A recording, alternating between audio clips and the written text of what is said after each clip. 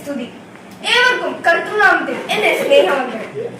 വിശ്വാസം അതല്ലേ എല്ലാം. ഇത് വളരെ പ്രസിദ്ധമായ ഒരു പരസ്യവാചകമാണ്.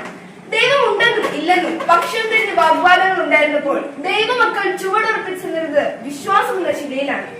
മനുഷ്യനെ കബളിപ്പിക്കാൻ ദൈവത്തെ കരുവാക്കുന്ന കപടതയ്ക്ക് അറുതി വരുത്താൻ എന്റെ ഈ കഥ ഒരു ചൂണ്ടുപടിയാവുമെന്ന പ്രതീക്ഷയോടെ ഞാൻ സമർപ്പിക്കുന്നു ദൈവത്തിന്റെ മക്കൾ.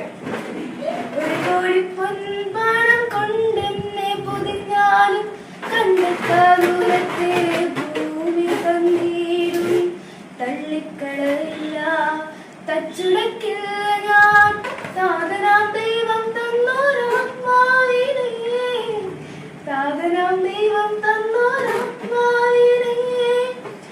ദൈവത്താൽ സൃഷ്ടിക്കപ്പെട്ട് ദൈവത്താൽ വളർത്തപ്പെട്ട് ദൈവത്താൽ സംരക്ഷിക്കപ്പെടുന്ന ഇസ്രായേൽ മക്കൾ പിതാവാം ദൈവത്തിന്റെ കയ്യിലുള്ള ചരടിത്തുമ്പിലെ സുരക്ഷിതമായ പട്ടമായിരുന്നു.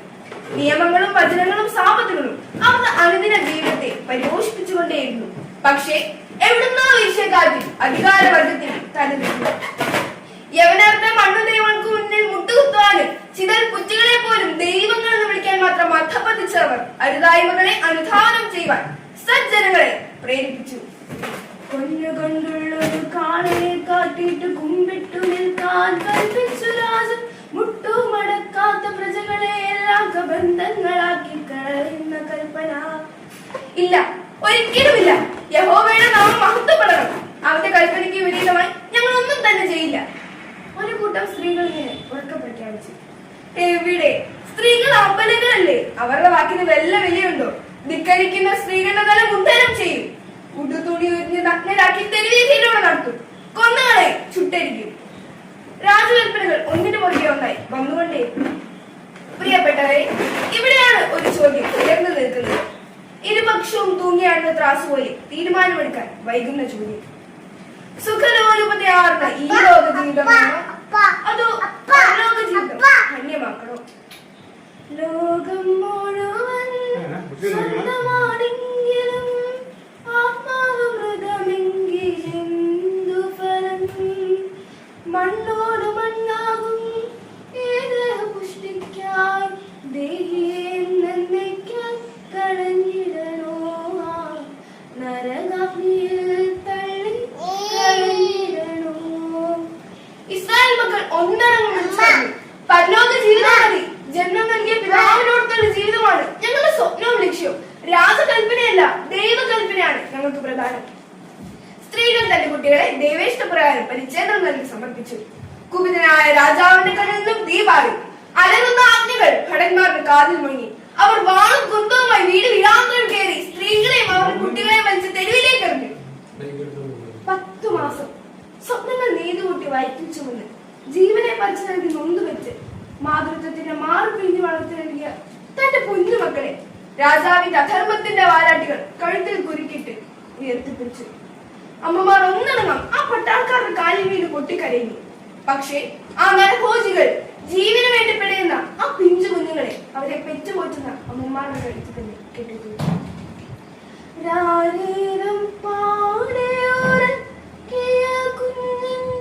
മരണത്തെ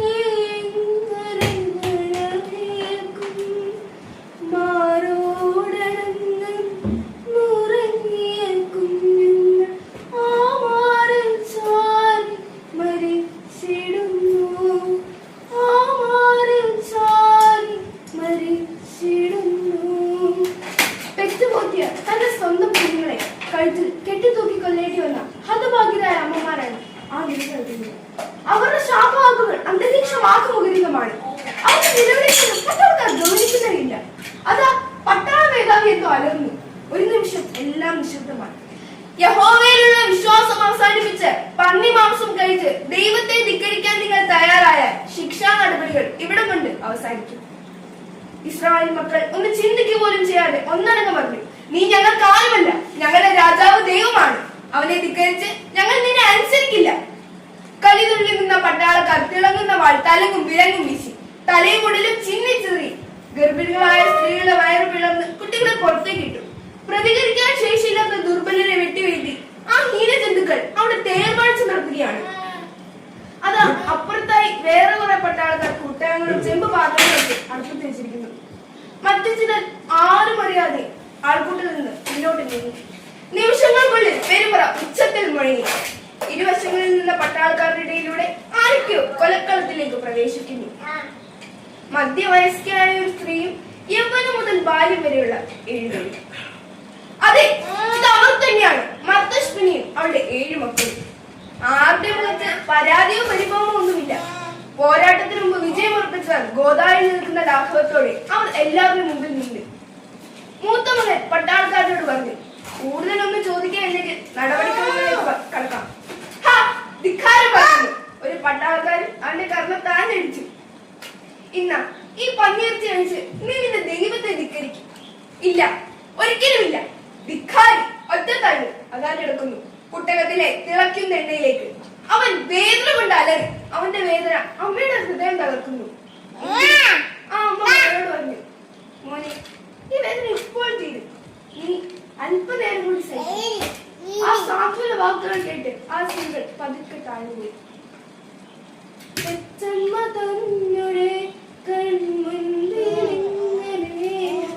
മക്കൾ മരിക്കുന്നതോ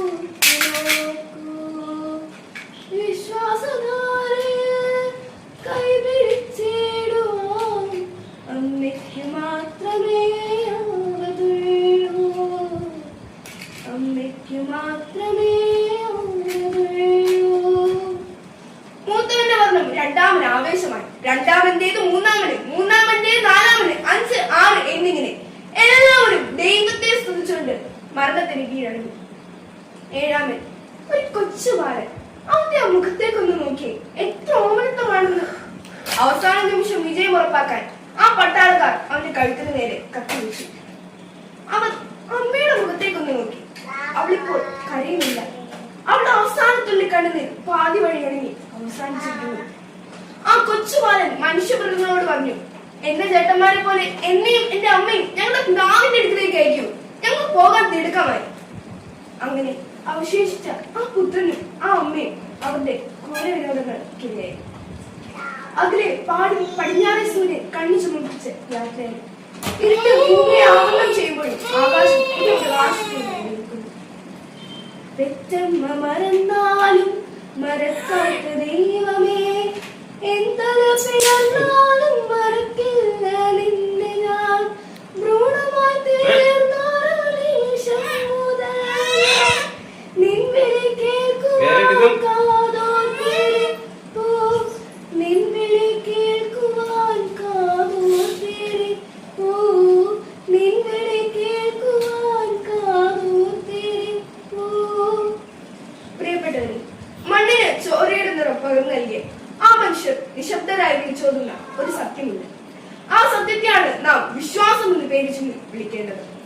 ജീവൻ നൽകിയ ദൈവത്തെ നാം ഓരോരുത്തർക്കും ജീവനേക്കാളപ്പുറം സ്നേഹിക്കുന്നവരായി മാറാം. നന്ദി, നമസ്കാരം.